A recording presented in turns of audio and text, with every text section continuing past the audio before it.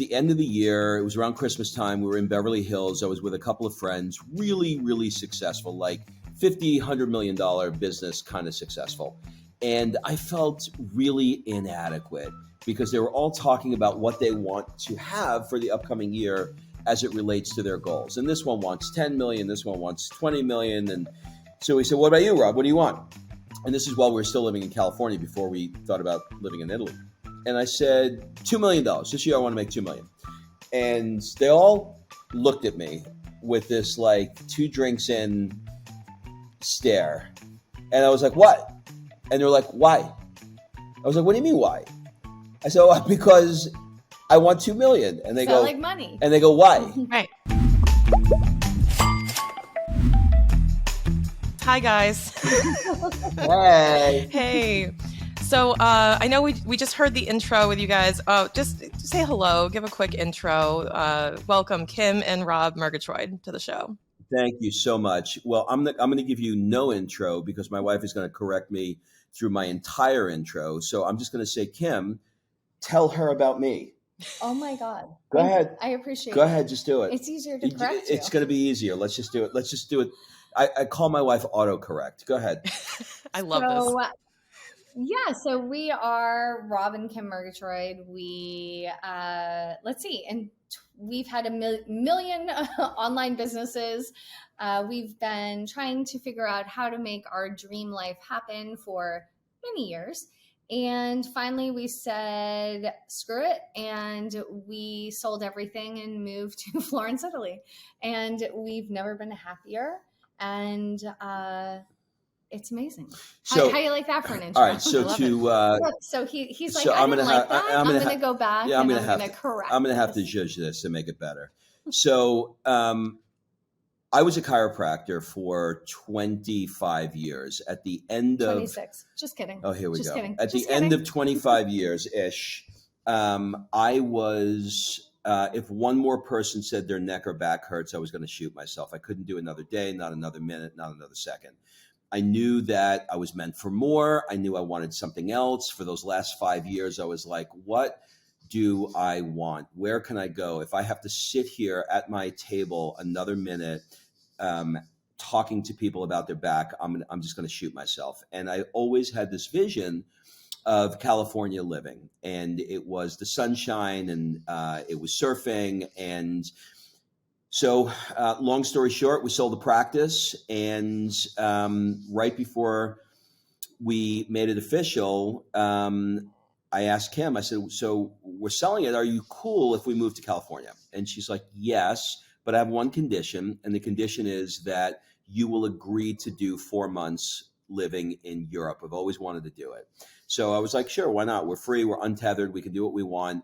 Sophia was not in school at that time, our young daughter. So we decided to do it.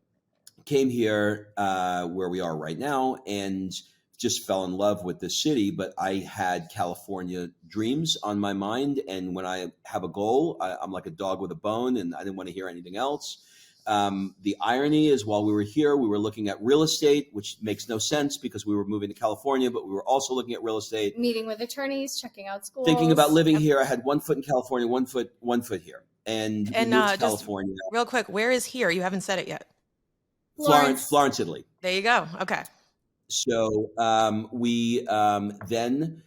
we were literally sitting on a rooftop here, which I'll show you one before we street leave. over from where we live now. So And- talk about like manifestation. Like Right. in 2019, we rented an Airbnb that's literally one street over where we currently live at this moment. And we're like, we're touring homes to live in California from the rooftop of our place here in Florence. And we were just going back and forth. And then we decided to leave. And I was so excited to get to California, and Kim was crying, I'm leaving Italy. And it was tough for us. And we were there for a month or two. And like the day I landed, it was like literally the day we landed, I bought the electric bike. I bought a surfboard. I hired a surf instructor. Like when he says the day we landed, like the moving truck came, dropped off all the stuff, and he went, "Let's go buy bikes. Literally, Let's go to the surfboard shop. Let's figure out where to get a surf instructor." Like he was like, "I am going to have this California dream today," and there was no wait. I spent all these years, like, the last 5 years of practice, I was writing my vision, writing my goals, and I knew what I wanted, and I was by God, it was going to happen. And we were there for a couple of months, and I was living that, sort of California dream of surfing and bicycling and 70 degrees. And it gave me everything I wanted, which was those three things: 70 degrees, surfing, and bicycling and beach. Outdoor lifestyle. Outdoor lifestyle. It literally gave me all of that. Full stop. Didn't give me anything else. And But you didn't know that at the time. At the time, I really didn't. I was in love with it, and then COVID hit. And while we were in California, where as we all did, we were reimagining our life and saying, well, I got this vision. I'm here now. But, am I really, like, did it do, like, it was the first time in 25 years where we left one location and moved to the next. I was like, is it really giving me us what we want, or was this just a Sunkist commercial that I had in my head about what it was going to be, the good vibrations? And then it had us dreaming about where we came from, which was Italy. And like I said, because COVID hit, we couldn't really do much in California. And so it had us like thinking about something else. And what we would really want. What would we really want? And I was thinking about my life here when I was here, and my life in California when I was there. Well, let's be honest. He was walking around he would wake up early, he would journal. He was having COVID panic attacks that were sending him walking around the house at night, and he would wake up early to journal and kind of data dump and get all the chatter out and do his meditation and go through his process. And then he would have one Zoom, two Zooms, and he's like back to back scheduling himself where he barely had time to like use the restroom. Right. Oh yeah. And I then know how that feels.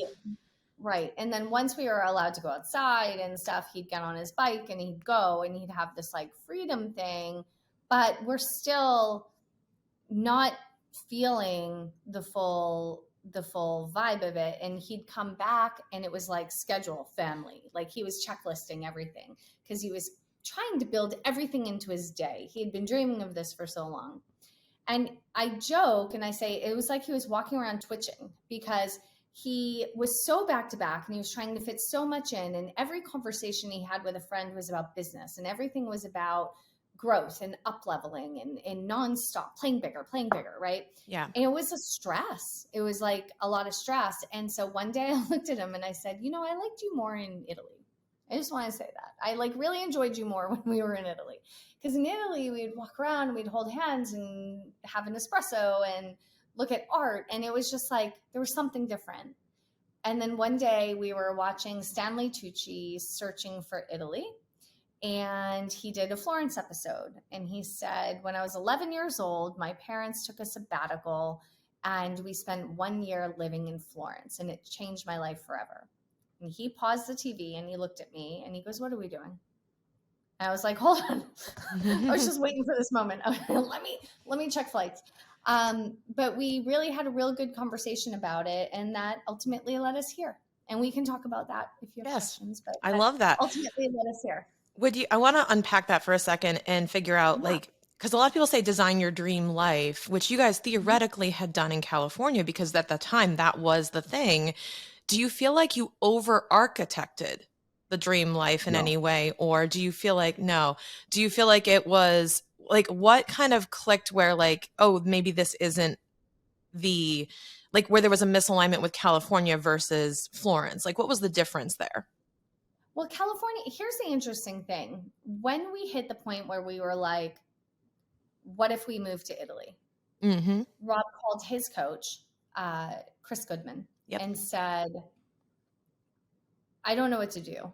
Like, I love Italy. I love Florence. And he said, well, on a scale of 1 to 10, what's Italy? He said 10. said, what's California? He said, a 10, but it's apples and oranges. They're not the same. Got it. And then he asked Rob one really important question. That was a really good question that you just asked me, because you're taking me back, and I want to give you an authentic answer. And what you just set up, Kim, was exactly right. And I hope the people that are listening who have a dream or a vision or a big goal for what they want, I hope they get this. And here's what it was. There was a not over-architected, a very clear, specific vision for what I wanted in California. Mm-hmm. So it was, when COVID hit, it forced me to see the chinks in the armor in California. Them locking up the beaches, the taxes, I didn't have the shine, to be honest, the sunshine, and it had me reevaluating. Well, I wonder if there's somewhere else. And then Italy started popping up, and I was like, why does Italy keep popping up for us? And then I was like, God, man, I really loved Italy, but I really love California. And then I asked my friends, my coach, Chris Goodman, I said, I'm stuck because I'm loving it here, but I'm also loving Italy. He said, well, scale of 1 to 10, what's California? I said, it's a 10. I love it. He said, scale of 1 to 10, what's Italy? I'm like, it's a 10. I love it. He said, let's get out of the box a second. If you had 2 years left to live, where would you live them? And I went, oh, that is so clear, Italy.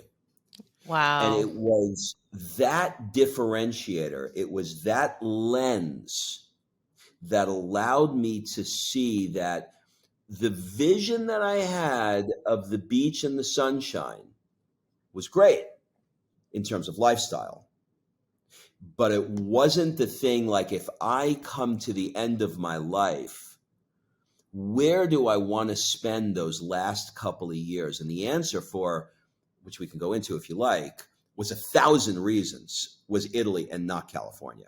And it was literally that. It was like that moment I went, and by the way, this is not something that we do. We don't flip around from country to country. We've done this one time. Right. So us go, like, we went to California and then we went to Italy, and that was it. Well, we were in Atlanta 20 years, and then so we're not one of these people that like move around. Like we made one move that was, I don't want to call it a misstep, because it wasn't, but it was necessary. It was necessary, but it was a stepping stone to where we needed to be. He had a dream in his head that he built up. So if we really unpack it, when he was a kid, a teenager, a girlfriend's dad brought him to California, and he saw the palm. He's from Queens, right? Like he's from Rico Park. No palm trees. No palm trees, right? He's no, definitely not. He's living in a room with 3 brothers in Rigo Park, Queens, and a girlfriend's dad had a gig for work in LA, and he brought him and he showed him LA and Beverly Hills and the palm trees and the beaches and all the things. And he's 16, and this made an impression on him, and it was like the promised land was over there. And so he made this thing in his head where this was going to be the ticket. And Atlanta was so hot and so sticky and so like many bugs and all the things. And it really, like, we both felt, we came into Atlanta at different times, but we both felt very transient always. Like I never felt like that was my home. I always felt transient there. And when he would talk about California, it was 70 degrees, no humidity, no bugs, sunshine. That was it. Like he didn't talk about the people. He didn't talk about the culture. He didn't talk about the community. He talked about that.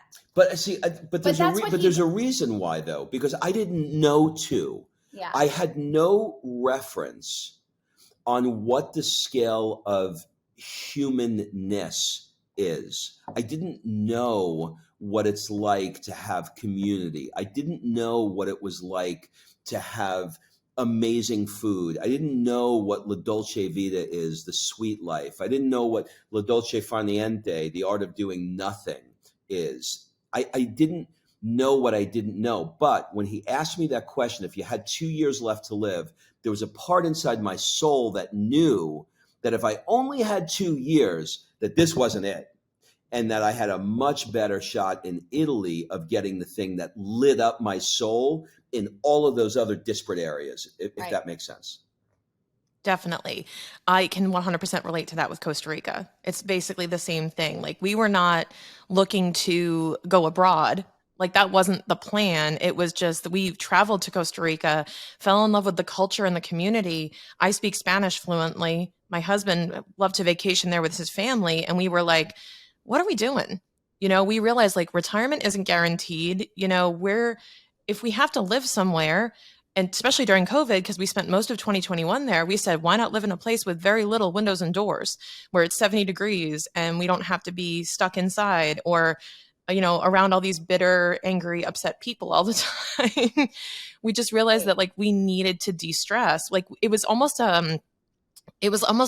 became necessary because we became so uptight and so, quite frankly, victimized by our calendars so much. And that's why I asked that question too, Rob, because we felt like we over-architected our lives here, where we crammed so much in to, like, everything was for a purpose, but we crammed so much in to invest in the future that we were burning ourselves out. And we said, like, we got to start cashing in the chips. Like, we got to start living our life a bit more and doing what we enjoy for the sake of doing it, and stop, doing things because our future selves will thank us for it in 100% of the things we're doing.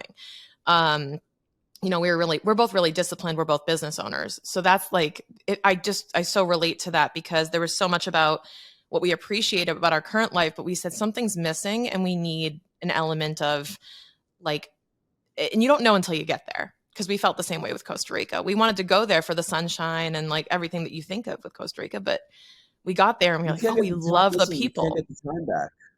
You can't get that time back. Like, you're so young right now, and you get that opportunity if you're willing to just free up some of that time to live in a meaningful way, and not trying to defer life until retirement. Like, or not even just retirement, because we're in our joint world, Shannon, where we know a lot of the same people, and we're not necessarily punching the clock a 9 to 5 waiting for retirement, but we're waiting until you get the big deal, you sell the startup or whatever. It's like, whatever that deferred life plan is. It's so funny, because many, many, many moons ago, we read Tim Ferriss's book, The 4-Hour Workweek, when it first came out. Yeah, same. And we had a clinic, medical clinic in Georgia. And we read that book, and we had a passion for travel. So we said, you know what we're going to do? This is before your phone had a camera. This is 2005. Okay. Like, this is before social media. This is before influencers. This is before a lot of things. And we said, you know what? Let's make a business out of our passion for travel. And so we started shooting our own travel show, and we traveled to 20 destinations around the world, from Brazil to Cartagena, Colombia, to the hottest places in Europe. And we kept trying to come up with ideas on how we could create digital products, and we could achieve this, like, dream that was being sold in the 4-Hour Workweek, right? And we had this vision for what we wanted our life to look like, and not saving it up. So we created this, like, kind of motto, and that company was called Jet Set Life. And we created this motto, excuses are over, it's time to live. And we've always had that in us, where we are not going to save every penny so someday we can take the trip. We are going to do the things now. And for us, throughout our life, we're not stockpiling insane cash and living under our means and all of that. We're taking the trips, we're doing the things, we are being smart about our money, but we're also living our life. We are not the people that are trying to constantly upgrade the house and upgrade the car and get the next thing and keep up with the Joneses. But when we moved to California is expensive, first of all. We moved from Georgia to California. That's expensive. And that coupled with the mindset of the environment we were in, like your neighborhood is kind of everything. And the environment we were in that was creating the stress, which is what was creating him to architect his life with back to back to back to back and all of these things, was this, I remember he came home, he's like, maybe we need to build, work hard, play hard into this massive company with all these employees that I can sell someday. And I'm like, but you hate employees. Like, you actually hate employees. Like, this is not our lane. Like, we are not meant to employ people. You know, we don't like it. And so it's very easy when you're in certain peer groups to feel the pressure to do the things your peer group is doing, even though it might not be right for you. And we have always looked at this kind of world as business is one part of life. And you know this. You wouldn't be part-time in Costa Rica if you didn't. Business is one part of life. But there are so many other parts of life that you need to push forward in. Otherwise, you're going to get to that paycheck. You're going to get to that sale. You're going to get to that retirement. And maybe you'll get there, right? Maybe you won't. But if you do happen to get there, what are you going to have left? We have so many friends that got to that age and they didn't have a connection with their spouse, or maybe they had divorced, or maybe their kids didn't know who they were anymore and they were disjointed in family, or they don't even know what they like to do anymore for fun. Or maybe they can't even tap into fun because they haven't done it in so long. You know, there's so much to be said on that one concept. Oh, I totally agree. And I think that, and also that you brought up something really interesting about the peer groups, because I think a lot of people think like, live life now, I need to be, they also feel almost a reverse pressure to live the dream life of other people. To say like, if I'm not living abroad in a fancy place or doing this, I'm not fully maximizing my potential. But that's not always the case either. Sometimes the house in California, that is the dream. That is the dream. You don't have to be, living someone else's dream life just because you think they look happy on social media, or, oh, wow, you guys were just in Santorini. That's amazing. I want to go do that. And it's like, but do you? Right. Is that a match Well, for you? That's the thing, is that people get caught up in what keeping up with the Joneses and what the other people are doing, and not necessarily in what they want. And we did that for quite some time, right? Like, we were trying to keep up and looking at what other people are doing, and it's easy to fall into that little pitfall. But when you back it up and you truly sit down and say, what do I want? What do I want to have? What do I want to be? What do I want to do? Like, we've done this so many times over the last 20 years that we just keep shifting it. And California truly was always his dream. And if it didn't get out of his system, we wouldn't be here. Like, he'd still be itching for California. But now he's gone, he's seen, he's done. Italy, I came here when I was 16. I came to Florence, I fell in love, and it was in my dream. It was in my dream for a different reason, my wheelhouse and what I wanted, for the community, literally for the culture, for all of the things.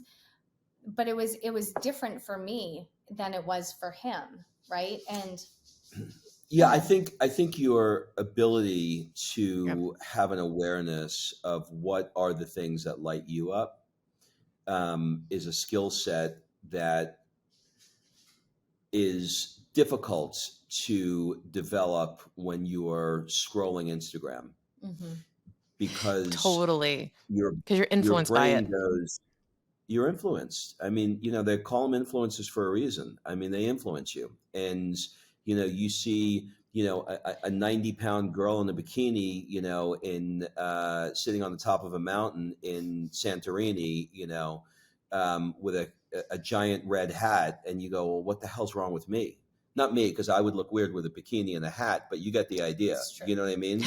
Like, so there's all these. No, exactly. It's like, that's what I should of want or should do. Well, I'll tell you something. Where can I swear on this podcast? do me get her. Oh, absolutely. Okay, so we're in a world right now of such bullshit, and nobody is willing to, not nobody, but very few are willing to live their own lives. And I'll tell you something, I got called out on it myself, and it was unintentional. It really was. I was with our mutual friend, Chris Harder. It was the end of the year. It was around Christmas time. We were in Beverly Hills. I was with a couple of friends, really, really successful, like $50, $100 million business kind of successful. And I felt really inadequate because they were all talking about what they want to have for the upcoming year as it relates to their goals. And this one wants 10 million, this one wants 20 million. And so we said, what about you, Rob? What do you want? And this is while we were still living in California before we thought about living in Italy. And I said, $2 million. This year I want to make $2 million. And they all looked at me with this like 2 drinks in stare. And I was like, what? And they're like, why? I was like, what do you mean why? I said, oh, because I want 2 million. And they Felt go, like money. And they go, why? Right. And I said, Right. why? And then Chris said, why did you choose $2 million? I said, because it sounds like a lot of money. And he said, that's the wrong reason. So we scheduled a Zoom because he had a lot to say about this, didn't want to have the conversation during dinner. We scheduled a Zoom, and he said, look, there's nobody that I know who grabs life by the balls like you do. And when you are obsessing over $2 million, you're taking this mental bandwidth to make $2 million when it's an arbitrary number and there's a price that you're paying to make that $2 million, and you don't even fucking know why you want $2 million. That's not a good reason. So I was like, okay, but I still need money. He's like, how much? And that led into a conversation that probably changed both of our lives. And the conversation was, one, how much money do you need to survive? Like, what is this is how much money I need to live number. Like, I'm going to get thrown out in the street and not live I'm not going to live the current lifestyle that I'm living if I don't make this number. What's your current budget? What's your current budget? Yeah. Yeah. Now give me your dream. I want you to write down your dream. What do you want? And so I was like, I want a villa in Tuscany. What else? I want a Tesla. What else? I want to pay this much in taxes. I want to save this much money. And we just kept going and going and going and going. And at the end of it, he's like, you know how much that number is? And I was like, I don't even want to know. Like, it's going to be crazy. What we learned was we were $200,000 short of living the absolute dream. Like the dream of that time, because we were still in California. Right. Yeah, have a place in Italy. It was a different dream. It was a different dream. It was $200,000 apart. And then Right. I started to look and say, okay, I'm actually not that far away from living the dream. So I need to make X number of dollars to live this dream life. And I don't want to tell you what that number was. I used to tell people, I don't want to tell you because I think somebody who's making less than that, it's going to be too overwhelming for them and they're going to feel they're going to be more stressed. Here's the point. The point is that what you're currently spending is way more money than you think it is. Mm-hmm. What your dream life is way less than you think it is. But give the caveat though, because Chris went line by line and challenged Rob on all of the things he put in the budget. And Right. when they really came to how much things costed and why he wanted those things, like the villa or the car or whatever, he began to edit the dream. And so now, like, kind of what we did was we created the dream life. We dreamed it. And then we talked about why. Like, the villa in Tuscany is so we could leave it for our kids and we could have family Christmases there with grandchildren and great grandchildren. And like, there was an emotional attachment to it. But the Tesla was just a car. Like, it was literally a car. Well, it forced me to make different decisions. So he said, what kind of Tesla do you want? And I told him, I was like, the one with the wings. And he said, I said, that needs to be a gift. I said, he said, how much is it? And I said, I think like 30. He goes, I think it's like 130. I was like, 130? You're like, He's I don't want that anymore. And he said, do you want to have debt on it or do you want to own it? I was like, well, I don't want the payments. And he goes, okay, well, it's 130 grand. He said, when do you want it by? And I was like, I want it in 2 years. He said, okay, so you want to take $65,000 this year and pay it towards the car? I was like, no. He's like, and then so I kept looking, going, I don't even fucking like the Tesla. Like, I just thought it was a cool idea. You know what I mean? Like, it was so stupid. Yeah. And But so leave it to Chris. Leave it to Chris to he's like, so good at this. he's so, this is the thing. Like I go, he's so good at grounding you into like, well, here's the receipts. Like, here's what you actually have to do and turning it into something realistic. And you go, oh, so it's like, he's like, so put it on the calendar, put it in here, like put the thing in the budget. And it's like, oh, I don't want to do that. And it's like, oh, so do you really want it? Then Right.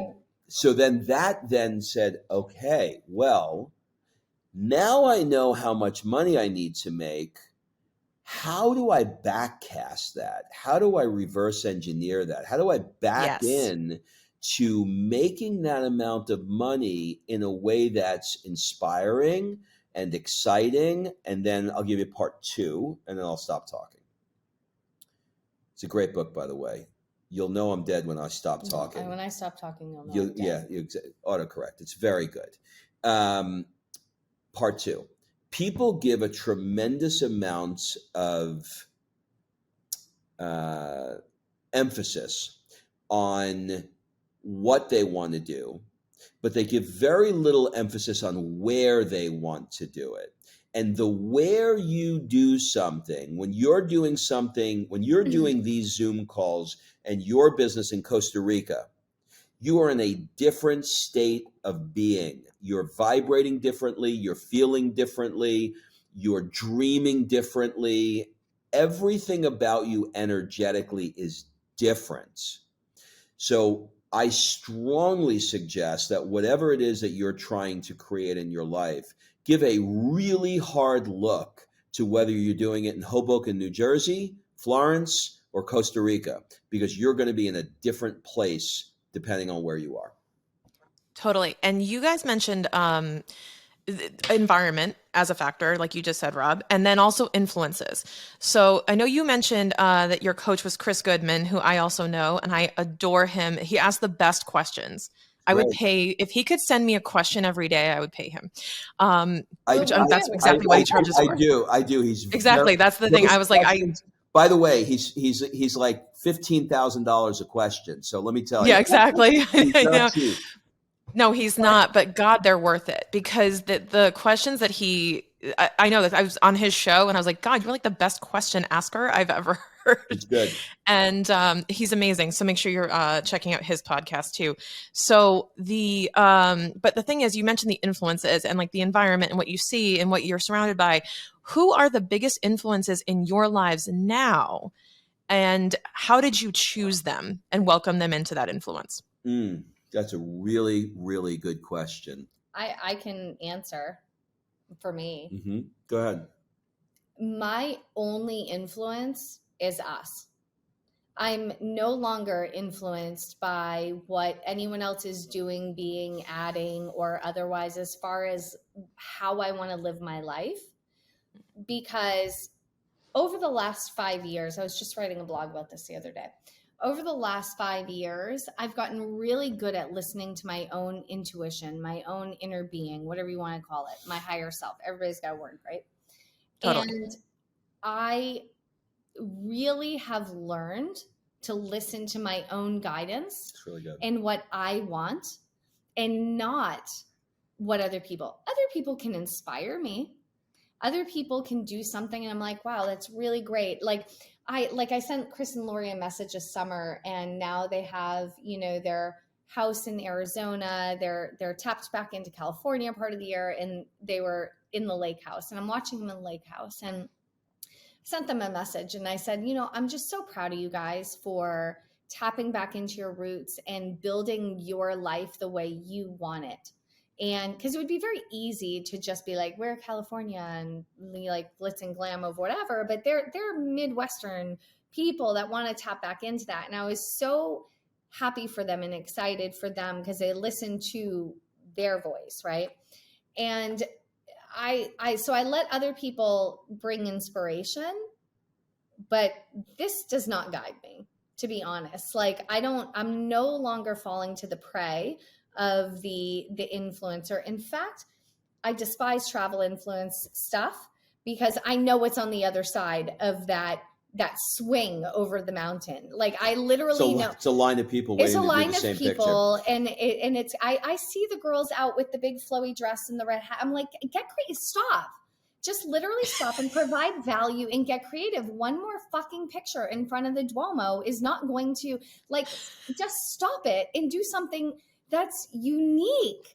Bring value in your own way and do something different. Leave your stamp on the world, because you recreating everybody else's stuff is not inspiring. But it is cute when they hold their ponytail. It That's is fun. cute. And pet the like I see it every day. It's at 7 a.m. If anyone wants to know, at 7 a.m. that's when all the influencers are out catching their photos In the wild. in the wild. They're literally. Have you ever followed that on Instagram? Influencers in the wild. Oh my God, it's the best. Oh yes, it's the best so account. good. I could literally start influencers in the wild, Italy, because this is like we see it all the time. But anyway, so total funny sidebar. So one part of the thing I do on my social media, for those listening who know, is I have a puppet that looks just like me. And so what's funny is I actually thought about ordering an influencer puppet. Oh, you should. With like all the token, like with the big brim hat, the shorts, the duster cardigan, the everything, the long dress. Well, and have her take pictures in different places just to like make fun of the, like go to the Duomo and the puppet. The big brim hat. Oh yeah, yeah, 100%. But I was like, I think even the hat for the puppet's expensive. So I was like, maybe, so no, but it's funny because I love to like satire or bring light to that stuff too, because I'm like, it's what you're following it's whole thing about like going down the stream with everyone else. And it's like, does that really bring you joy? Does that really, like, is that really your flavor of living your dream life? Or is it because you're not sure what that is for you yet, so you assume that must be my dream life because it's theirs, or that it's the influence? And I love how you put that, Kim, is I'm inspired by. And I think that was the intent of the question, is like, who inspires you, motivates you to take action, or influences the voices in your head of, how you see things now. So I really appreciate that answer. I have a different answer. My answer is along the same lines as hers, but not the exact same. For example, I am looking for authenticity, people that I believe are delivering. I mean, you never know, but people that I believe are delivering content that is real in my eyes and authentic, and they're willing to not be shiny and glossy and look at me, and they're providing value in a way that is entertaining, real. They're willing to be self-deprecating. They're not trying to look particularly good.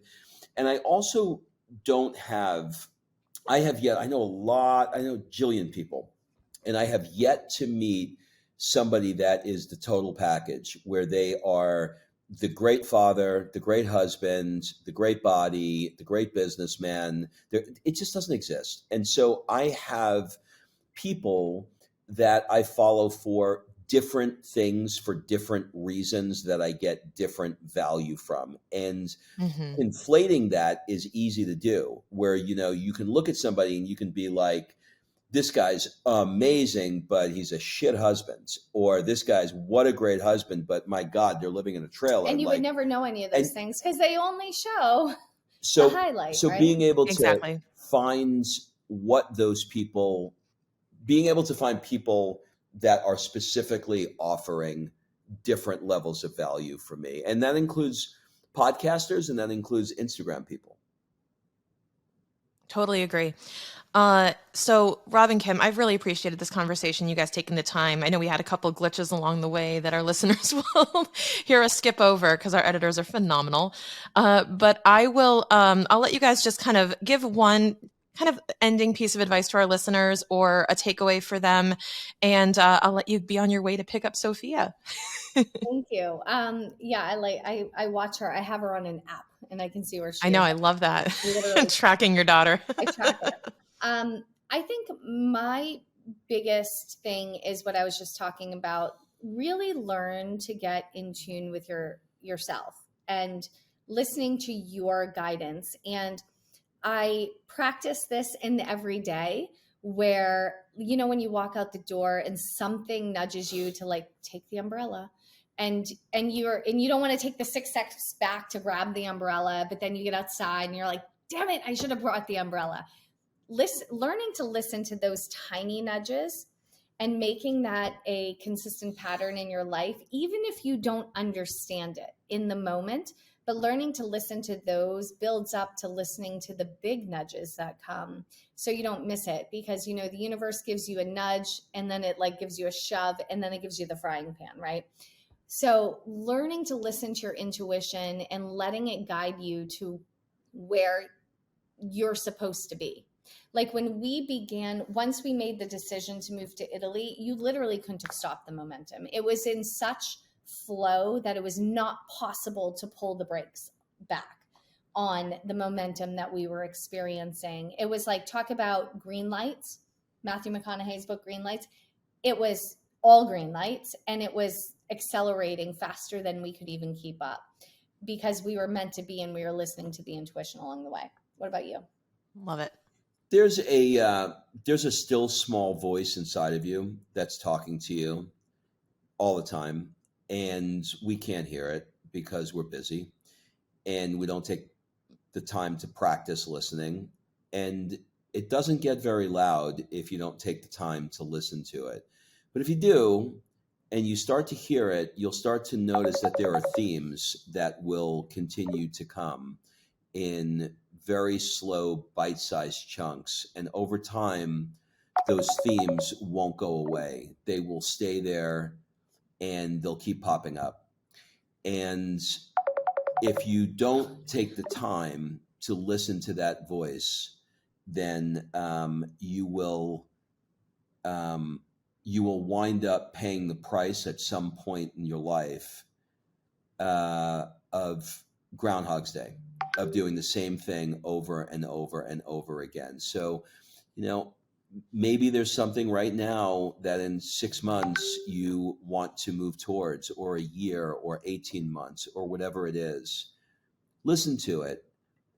And then when you listen to it, get clear on what that is, and make a decision that if that lights you up and excites you, to take the first action to move towards it. And the universe will respond in kinds, and you will start having little weird coincidences that'll start to happen, and you'll be like, well, that's strange.